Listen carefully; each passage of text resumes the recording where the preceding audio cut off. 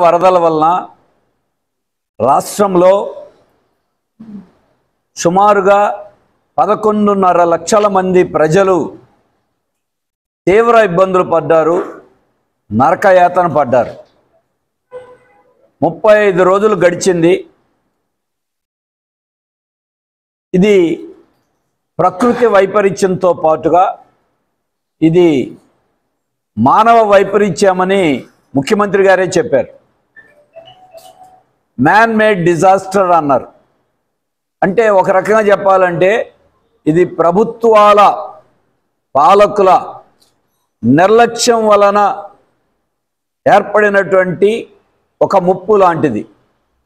ఇది గత ప్రభుత్వమా, ఏ ప్రభుత్వం, ఎవరి బాధ్యతలు ఎంత, కేంద్రంలో ఉన్నటువంటి వారి బాధ్యతలు ఎంత అన్న విషయంలో అందరిది ఉమ్మడి బాధ్యతలు ఉన్నాయి. ఎవరి వైఫల్యం వాళ్ళది ఉంది.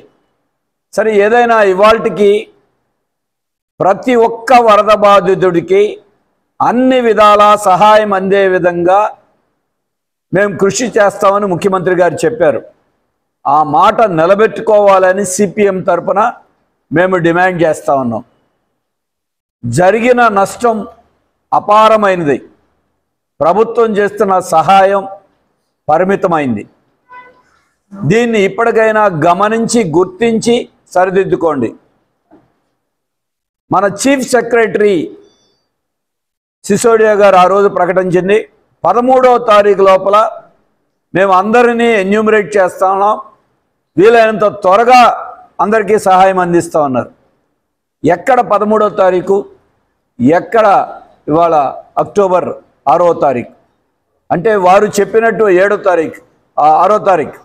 ఈరోజు వారు చెప్పిన దీని ప్రకారం చూస్తేనే దాదాపు వరద వచ్చిన తర్వాత 35 రోజులు గడిచింది, ఇంకా సహాయం అందని వాళ్ళు వేల సంఖ్యలో ఉన్నారని వారు పెట్టుకున్న దరఖాస్తుల ద్వారానే అర్థమవుతోంది. మేము ఈరోజు అడుగుతూ ఉన్నాం, మీరు ఇస్తున్న 25,000 గతం కంటే ఎక్కువ అంటున్నారు. కానీ వాళ్ళు పోల్చుకోవాల్సింది గతంతోనే కాదు, జరిగిన నష్టంతో పోల్చుకోండి. మీ అంచనా ప్రకారమే 7,500 కోట్ల రూపాయలు కేంద్ర ప్రభుత్వానికి నివేదికలు పంపారు. కానీ ఇందులో బాధితులకు జరిగినటువంటి నష్టం అంచనాలు అందులో కలిసి లేవు. ఇంకా దాన్ని చూడాలి. నిజంగా చెప్పాలంటే బాధితులకు జరిగిన నష్టమే 5,000 కోట్ల రూపాయల పైన ఉంటుంది. ఒక్కొక్క కుటుంబంలో 1,00,000 నుండి 10 లక్షల రూపాయల వరకు కూడా నష్టం జరిగింది. చిన్న మధ్యతరగతి వ్యాపారస్తులకి లక్షల కోట్ల రూపాయలలో నష్టం జరిగింది. దీన్ని పూడ్చాల్సిన బాధ్యత, వారందరినీ ఆదుకోవాల్సిన బాధ్యత ప్రభుత్వం మీదే ఉంది. మేము చెప్తా ఉన్నాం, ముఖ్యమంత్రి గారైనా డిప్యూటీ ముఖ్యమంత్రి గారైనా తిరుపతి లడ్డూ మీద మీరు చూపించినటువంటి ఆసక్తి, శ్రద్ధ వరద బాధితుల మీద చూపిస్తే వరద బాధితులకి న్యాయం జరుగుతుంది. దీక్షలు చేస్తున్నాం అంటున్నారు. మరి ఆ దీక్ష మీరే ప్రభుత్వాల్లో ఉన్నారు కాబట్టి వరద బాధితులకు సహాయం అందించడానికి పట్టుదలగా కృషి చేయండి. కేంద్రం నుంచి నిధులు తీసుకురండి. ఈరోజు కూడా మేము చెప్తున్నాం, గత ప్రభుత్వం బొడమేరు వరదని ముంపు నివారణ చర్యలో వైఫల్యం చెందింది. వాస్తవం. ముంపు రాబోతుందని హెచ్చరించటంలో కూటమి ప్రభుత్వం యంత్రాంగం ఘోరంగా వైఫల్యం చెందింది. జరిగిన వెంటనే ముఖ్యమంత్రి గారు తిరిగారు, యంత్రాంగాన్ని దించారు. దానివల్ల మేలు జరిగిన మాట నిజమే, కాదంట్లా. కానీ మీరు చెప్పిన ప్రకారం బాధితులకు సహాయం అందటంలో ఈ ప్రభుత్వం వైఫల్యం చెందింది. ఇచ్చే సహాయం ఏ మూలకి చాలదు.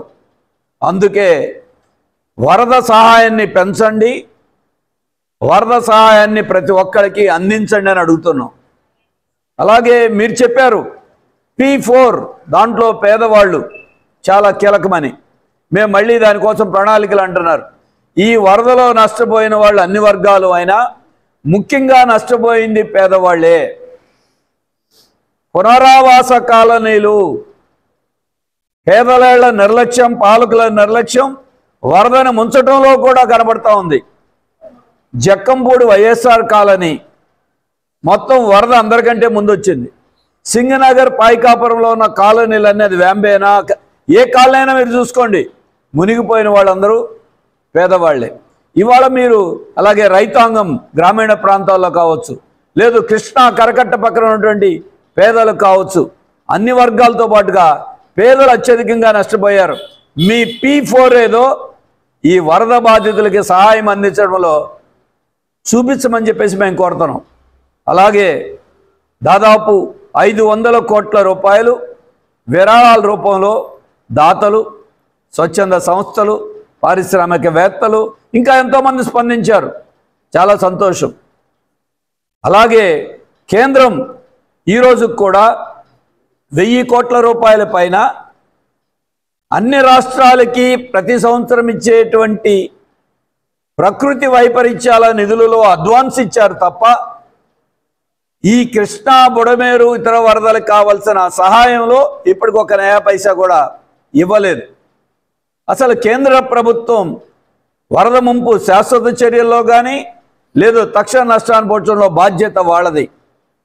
మరి ఆ సహాయాన్ని ఇవాళకి మాట్లాడాలి. ఈ విషయంలో రోజు విమర్శించుకునేటువంటి తెలుగుదేశం వైసీపీలు కేంద్రం సహాయం విషయంలో ఇద్దరూ మాట్లాడలా. చంద్రబాబు గారు, పవన్ కళ్యాణ్ గారు, జగన్ గారు కూడా ముగ్గురు. కేంద్రం సహాయం రావాలి, రాష్ట్ర ప్రభుత్వం సహాయం చేయాలి.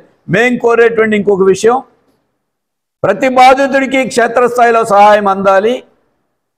వస్తున్న విరాళాలన్నీ సద్వినియోగం కావాలి. పూర్తి స్థాయిలో వాటిని సక్రమంగా వృధా లేకుండా వినియోగించాల్సిన అవసరం ఉంది. అందుకే ఈరోజు మేము దీని మీద ఇప్పటికే ఆందోళన చేపడుతున్నాం. అధికార యంత్రాంగం ఇంకా కాలయాపన చేయటం మంచిది కాదు. ఇప్పుడు మిగిలిపోయిన ఇళ్లన్నిటికీ మళ్ళీ రీసర్వే చేయండి. కాగితం పెట్టుకుంటే సర్వే అని కాదు. మీ లెక్కలే చూస్తే ఒకప్పుడు 2,69,000 కుటుంబాలు నష్టపోయినాయి అన్నారు. మీరు చెప్పిన దాని ప్రకారం ఇప్పుడు 1,09,000 కుటుంబాలు అంటున్నారు. మరి ఎందుకు వరదలో మీరిచ్చిన అప్పుడు లెక్కలకి సహాయం ఇచ్చే లెక్కల్లో చాలా తేడా కనబడుతూ ఉంది. కాబట్టి ఈ విషయంలో కూడా చూడాలి. అలాగే మేము చెప్పదలుచుకున్నాం, విజయవాడ నగరములో ఉన్నటువంటి కూటమి ప్రజాప్రతినిధులు, ఎమ్మెల్యేల, ఎంపీల, మంత్రుల వీళ్ళు ఘోర వైఫల్యం చెందారు. అసలు వరద బాధితులకి అండగా నిలబడటంలో వాళ్ళ బాధ్యతను వాళ్ళు విస్మరించారు. అలాగే వైసీపీ తరఫున పాలకపక్షంగా కార్పొరేషన్ ఉంది. అసలు కార్పొరేషన్ ఏమైంది? ప్రజాప్రతినిధులు ఏమయ్యారు? మేయర్లు, డిప్యూటీ మేయర్లు. అటు ఎమ్మెల్యేలు కనపడరు, ఇటు మేయర్లు కనపడరు. పోనీ ఇంతవరకు కార్పొరేషన్ 35 రోజులైన ఒక మీటింగ్ కూడా జరపలా. కనీసం చర్చించడానికైనా అధికారం లేకపోవచ్చు ప్రభుత్వాన్ని నిలదీయటం కోసమైనా. అందుకే వీరి వైఫల్యం గురించి ఈరోజు మేము డిమాండ్ చేస్తున్నాం. అలాగే ఈరోజు మేము చెప్పదలుచుకున్న ఇంకొక విషయం, మీరు ఈరోజు మేము చాలా సహాయం చేసామని చెప్తున్నారు, డబ్బు కూడా చాలా ఖర్చు పెట్టామన్నారు. ఇప్పుడు ప్రభుత్వం అధికారయుతంగా విడుదల చేసిన సమాచారం ప్రకారమే 1,50,00,000 మందికి మేము భోజన ప్యాకెట్లు, అల్పాహార ప్యాకెట్లు ఇచ్చామన్నారు. 368,18,00,000 రూపాయలు ఆ 10 రోజుల్లో భోజనానికి ఖర్చు పెట్టామన్నారు. పోనీ మీ ముఖ్యమంత్రి గారు స్వయంగా చెప్పిన దాని ప్రకారం 1,50,00,000 లెక్కేసుకున్నా ఒక్కొక్కరికి 250 రూపాయలు పడతా ఉంది. అసలు ఈ 1,50,00,000 భోజనాలు ఎవరికి అందని? ఆ రోజు మీ అందరికీ తెలుసు, స్వచ్ఛంద సంస్థలు పెద్ద ఎత్తున భోజన ప్యాకెట్లు తెచ్చారు. అవి దిగువ స్థాయి పాపం చేరటంలో యంత్రాంగం విఫలమైంది. మరి గవర్నమెంట్ ఖర్చు పెట్టింది ఎక్కడ?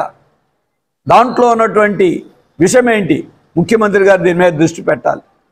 అలాగే 26,80,00,000 రూపాయలు వాటర్ బాటిల్స్ కోసం ప్రభుత్వం ఖర్చు పెట్టామని లెక్కలు ఇచ్చారు. బాటిల్స్ కాదంట్లా, కానీ ఎక్కడ 1,20,00,000 మందికి బాటిల్స్ అందినాయా? ఇవన్నీ ఏమైనాయి? అలాగే అగ్గిపెట్టెలు, కొవ్వొత్తులు, తాత్కాలిక జనరేటర్లు, ఇతర మిస్లేనియస్ ఖర్చు అంతా కలిపి 23,07,00,000 వాళ్ళు వ్యయం చేశారు. దాంట్లో ఎవరికి ఎంతమందికి అందించారు ఇవన్నీ మేము చెప్పదలుచుకున్నాం. ముఖ్యమంత్రి గారు అధికార యంత్రాంగం సక్రమంగా వ్యవహరించలేదు, వృధా చేశారు. ఇక్కడ మాత్రం ఉదారంగా ఖర్చు పెట్టారు. బాధితులకి డబ్బులు ఇవ్వాల్సి వచ్చేసరికి, సహాయం ఇవ్వాల్సి వచ్చేసరికి మాత్రం కొర్రీలు పెడతా ఉన్నారు. ఇది ఏమి న్యాయం? కాబట్టే వీటి మీద దృష్టి పెట్టి ఇప్పటికైనా ఈ రకమైనటువంటి అన్ని ఖర్చులు కలిపి 534,49 రూపాయలు ఈ హెడ్స్ కింద మీరు ఖర్చు పెట్టినట్టుగా చూపించారు ప్రభుత్వ యంత్రాంగం. ఇప్పుడు నిత్యావసరాల కోసం 61 కోట్ల రూపాయలు ఖర్చు పెట్టారు, మంచిది. దాంట్లో బియ్యం నాణ్యత లేకపోయినా కందిపప్పు, పామాయిలో ఇళ్లకి, కుటుంబాలకి ఇచ్చారు. ఇంకా నాణ్యమైన బియ్యం ప్యాకెట్లు చూసి జనం నాణ్యమైన బియ్యం అనుకున్నారు, కానీ ఆ బియ్యం లేదు, మందులు ఖర్చు పెట్టారు. అలాగే దీంట్లో చూస్తే డ్రోన్ల ద్వారా మందులు ఇచ్చారన్నారు, డ్రోన్ల ద్వారా వాటర్ ప్యాకెట్లు ఇచ్చామన్నారు. దానికి 2 కోట్ల రూపాయలు డ్రోన్ల కోసం ఖర్చు చూపించారు. ఎంతమందికి డ్రోన్ల ద్వారా మంచినీళ్ళ ప్యాకెట్లు? హెలికాప్టర్లకి దాదాపు 76 లక్షల పైన హెలికాప్టర్లకు ఖర్చులైనవి. కాబట్టి అవసరమైన ఖర్చులు చేయడానికి ఎవరికీ అభ్యంతరం ఉండదు. వృధా ఖర్చులను నివారించాల్సిన బాధ్యత ప్రభుత్వం మీద, ప్రభుత్వ యంత్రాంగం మీద ఉంది. కాబట్టి ఇప్పటికైనా దృష్టి పెట్టి మీరు వరద బాధితులకి అన్ని విధాలా సహాయం చేయాలని చెప్పి మేము కోరుతా ఉన్నాం. ఇదేదో రాజకీయ వివాదం, అధికార ప్రతిపక్ష పార్టీలు ఒకళ్ళొకళ్ళు నేతలు వాళ్ళు తిట్టుకోవటం సమస్య కాదు. బాధితులకి న్యాయం జరగాలనేదే మా ఉద్దేశం. ఈ రోజుకైనా సరే మేము కోరుతుంది సహాయం పెంచండి, అందరికీ అందించండి. అలాగే ఈరోజు ఇళ్ళు దెబ్బతిన్నాయి, దెబ్బతిన్న ప్రతి ఇంటికి పునర్నిర్మాణం చేయడానికి 5 లక్షల రూపాయలు సహాయం అందించాలి. ఎందుకంటే ప్రభుత్వం కట్టిన 20 ఏళ్ళు 25 ఏళ్ల క్రితం కట్టిన ఇళ్ళు ఈ వరదతో పూర్తిగా పోయినాయి. అలాగే వరదలో ఉంటే వారిని కరెంటు బిల్లులు కట్టమంటాం ఏంటి? మేము గతంలో ముఖ్యమంత్రి గారు కూడా విజ్ఞప్తి చేశాం. ఆగస్టు, సెప్టెంబర్ నెలలు 2 నెలలు పూర్తిగా రద్దు చేయండి. తినటానికే లేవు, వాళ్ళకి ఇంకా ఏ రకంగా చేయగలుగుతారు? అలాగే ఆస్తి పన్ను 3 నెలలు వాయిదా అన్నారు, వాయిదా కాదు, ఈ సంవత్సరానికి ఇళ్ళే లేకపోతే ఇంకా ఇంటి పన్నులు ఎక్కడ కట్టగలుగుతారు? మంచినీళ్ళు, డ్రైనేజీ, ఇంటి పన్నులు ఈ సంవత్సర కాలం రద్దు చేయడంతో పాటుగా ఈరోజు రైతులకు కానీ, డ్వాక్రా గ్రూపులకు కానీ రీషెడ్యూల్ కాదు, ఎన్నికలప్పుడు రుణమాఫీ అంటారు. నిజంగా వరద బాధితులకు రుణమాఫీ చేయండి. కార్పొరేట్లకు కాదు రుణమాఫీ, బాధితులకు రుణమాఫీ చేయాల్సిన అవసరం ఉంది. వాహనాల ఇన్సూరెన్స్ విషయంలో కానీ మిగిలిన విషయాల్లో ఉన్న సమస్యల్ని ఈరోజున ప్రభుత్వం పరిష్కరించాలి. అలాగే ఈరోజు వరద తగ్గింది, కానీ జబ్బులు తగ్గలా పెరుగుతున్నాయి, జ్వరాలు జబ్బులు పెరుగుతున్నాయి. ఇవాళ మెడికల్ క్యాంపుల అవసరం చాలా ఎక్కువ ఉంది ప్రభుత్వ పథకాల ద్వారా. దాంతోపాటు డబ్బులు ఇచ్చారు కొంతమందికి, సంతోషం. కానీ ప్రతి వరదలోనూ, ప్రతి ప్రకృతి వైపరీత్యాల్లో ఇచ్చిన వంట పాత్రలు కానీ, బట్టలు కానీ, ఇతర సామగ్రి కానీ ఇంతవరకు అందజేయలే. కొన్ని చోట్ల స్వచ్ఛంద సంస్థల సహకారంతో కుక్కర్లు, గ్యాస్ స్టవ్లు ఇచ్చారు, మంచిది. కుక్కర్లు, గ్యాస్ స్టవ్లు మిగతావి ప్రభుత్వమే అందరికీ అందించాలి ఉచితంగా. గతంలో మీకు తెలుసు, విజయవాడ నగరంలో ఒకప్పుడు అల్లర్లు జరిగిన టైంలో ఇళ్ళు కాలిపోతే, వ్యాపార సంస్థలు కాలిపోతే కలప కూడా వాళ్ళకి ఫ్రీగా ఇచ్చారు. ఇవాళ ప్రతి ఇంట్లో మంచము అన్నీ పోయినాయి. అందుకే వాళ్ళ ఇళ్లల్లో ఉన్నటువంటి సామగ్రికి ఇవాళ చూస్తే గవర్నమెంటే లెక్కలు చెప్పింది, ఎన్ని ఫ్రిడ్జ్లు, వేల సంఖ్యలో ఫ్రిడ్జ్లు, అన్ని సమాచారం ఉంది. కానీ వాళ్ళకి రీప్లేస్ చేయట్లే ఎక్కడ. ఇన్సూరెన్స్లో కూడా అరకొరగానే జరుగుతూ ఉన్నాయి. కాబట్టి వీటన్నిటి మీద రాజకీయంగా ముఖ్యమంత్రి గారు ఇప్పుడు దృష్టి పెట్టండి. మొదటి దశలో అధికార యంత్రాంగాన్ని, మంత్రులు, ప్రజాప్రతినిధులు ఎలా అయితే కేటాయించారో ఈరోజు మళ్ళీ ఆ సహాయం అందరికీ అందే విధంగా మీరు ఎవరికి బాధ్యత చెప్పిన ప్రభుత్వ ప్రజాప్రతినిధులు యంత్రాంగాన్ని కదిలించి ప్రతి ఒక్క బాధితుడికి సత్వరమే అందే రకంగా చేయాల్సిన అవసరం ఉంది. దాంట్లో మా ఆందోళన తర్వాత కొంత ఎంక్వైరీలు ప్రారంభమైనాయి, మంచిదే. కానీ సహాయం అందాలంటే ప్రభుత్వం కనుక కాలయాపన చేస్తే మళ్ళీ బాధితులు ఇప్పటికే వేల సంఖ్యలో కలెక్టరేట్కి వస్తూ ఉన్నారు.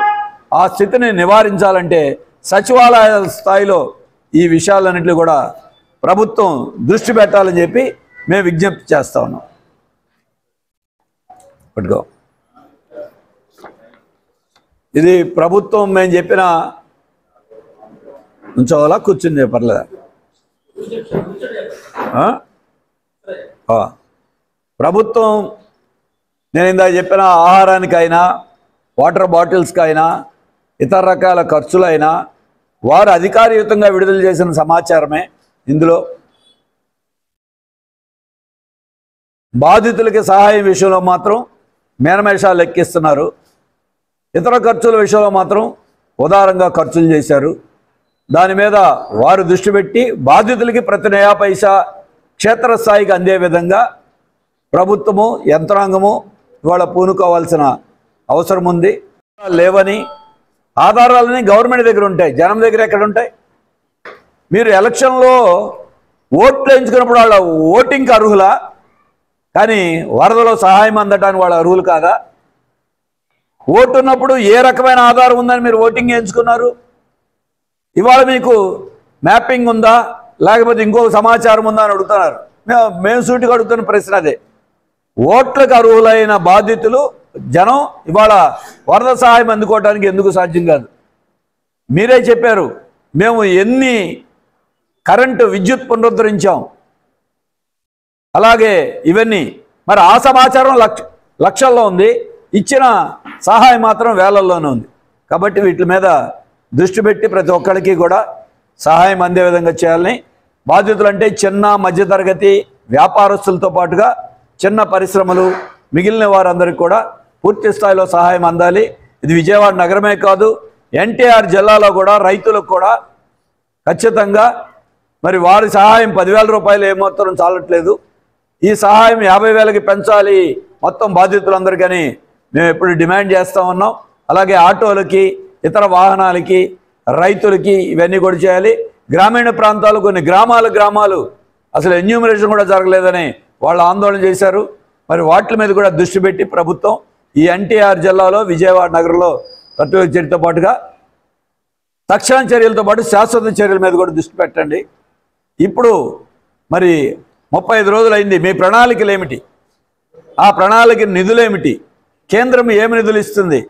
అందుకని ఈ విషయం మీద కేంద్ర ప్రభుత్వం మీద ఒత్తిడి తీసుకొచ్చి అందరి సహకారం తీసుకుని తక్షణ చర్యలు శాశ్వత చర్యల మీద దృష్టి పెట్టాలని మేము కోరుతాం.